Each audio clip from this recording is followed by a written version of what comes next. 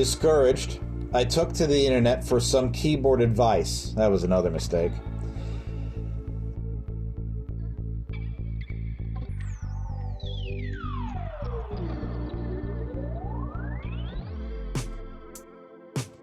So I shot the body in blue. I then shot the underside of the hood with Tamiya clear red. As soon as the clear red hit, I got maroon. Dismayed with my results so far, I decided to just go with it, as I have other models I wanted to build, and I can't let this sit in a box for eternity. It was enough to drive me to drink. Give me a glass of bourbon. All right. And a shot of bourbon. Yeah, okay. And a bourbon chaser. Yeah, I get you. I gave the paint 3 days to dry, then I cleared it with the floor polish. I then masked the top of the body so I could use Fusion Firm chrome on the rocker panels. I made promises. It was chrome or bust for me. Here I am applying the chrome.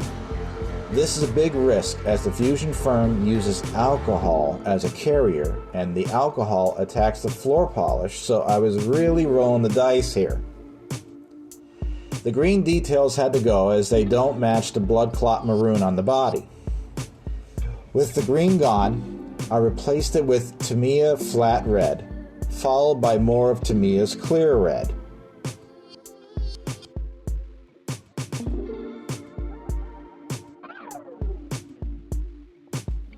I had some details to clean up on the engine, then worked on the seats.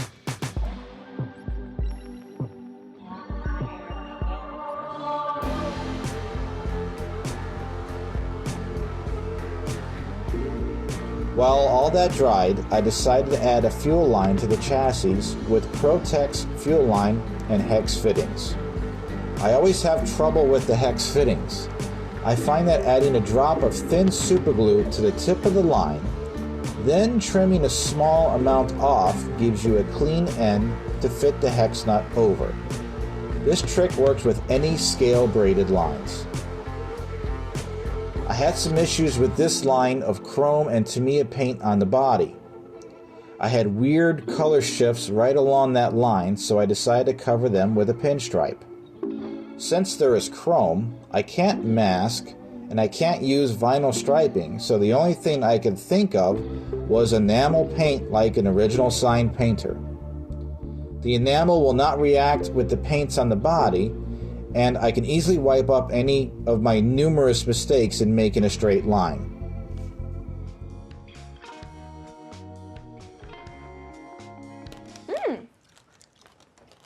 Not bad.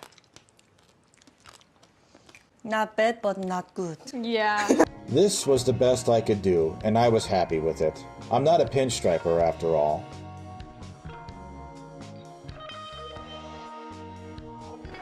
I'm in my prime. Yeah, you look it. The kit included a heater box, so I decided to run heater hose between it and the engine. I found a couple places near the water neck and the water pump where I could safely drill into. I drilled holes into the head so I could insert wire and start to make my own headers. This model had entered experiment territory after the second color change, so I wanted to learn what I could from it. 20 gauge wire is a convincing thickness for header tubes. Next time, I will try to bend the wire as much as possible before attaching it to the block. Also, use a photo reference so you can get the bends right. I used the largest styrene tube I have, 3/16, to create a collector. It is real close in scale and would have worked better if I stripped the jacket off the ends of the wires to make a tighter fit. I then secured the collector to the tubes with superglue. The nice thing about wire headers is they are flexible and you can bend them to fit any chassis you want. I doubt this kit could accommodate a set of long tube headers without cutting. The bendable wire headers solve this issue. That's a win.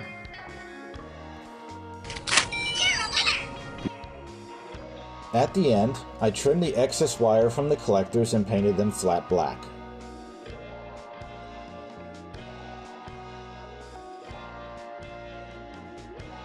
Next, I turned my attention to the spark plug wires.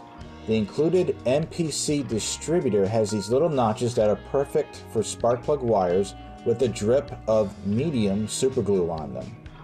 Once they are all attached to the distributor, I mixed up my gray goo and put a dab on all the wire ends to give the appearance of boots on the distributor.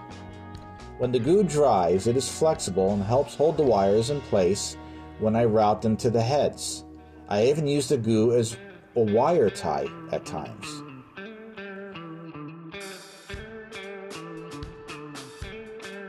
I have a couple of 3D printed Optima batteries in my stash. I really like the looks of these batteries, and in real life they are serious performers. The included battery in the kit is about half as wide as the 3D printed Optima. Neither battery will fit on the inner fender where the kit intends to put it because of the water reservoir. The included peg to mount the reservoir had to be trimmed. My next self-inflicted problem had to do with the pulleys.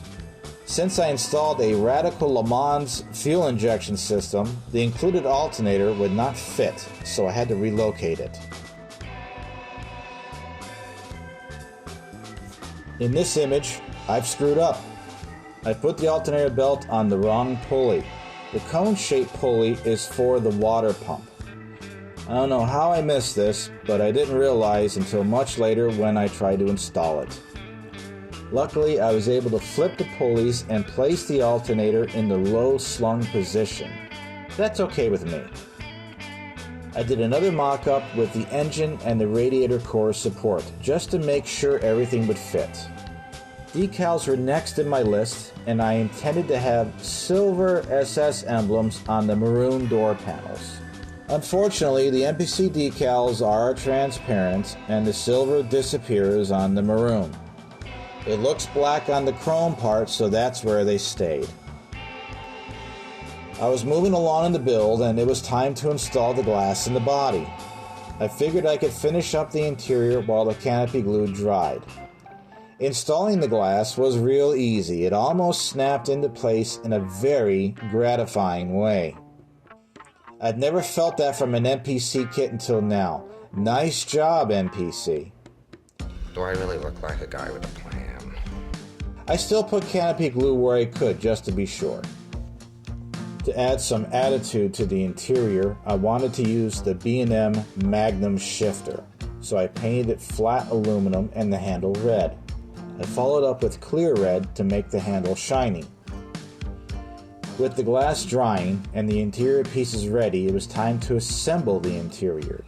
The seat belts were superglued to the underside of the seats, and I just put everything together as you see here.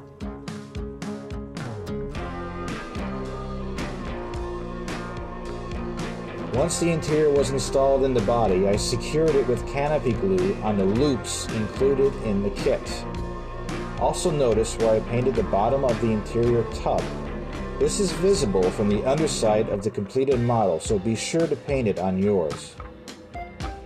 I was starting to feel really good about finishing this model, so I started calling it the Redeemer.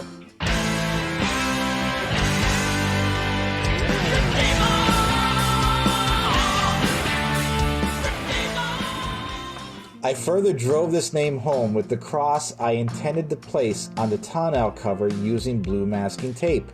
After the tape was applied, I reshot the cover with Tamiya flat black.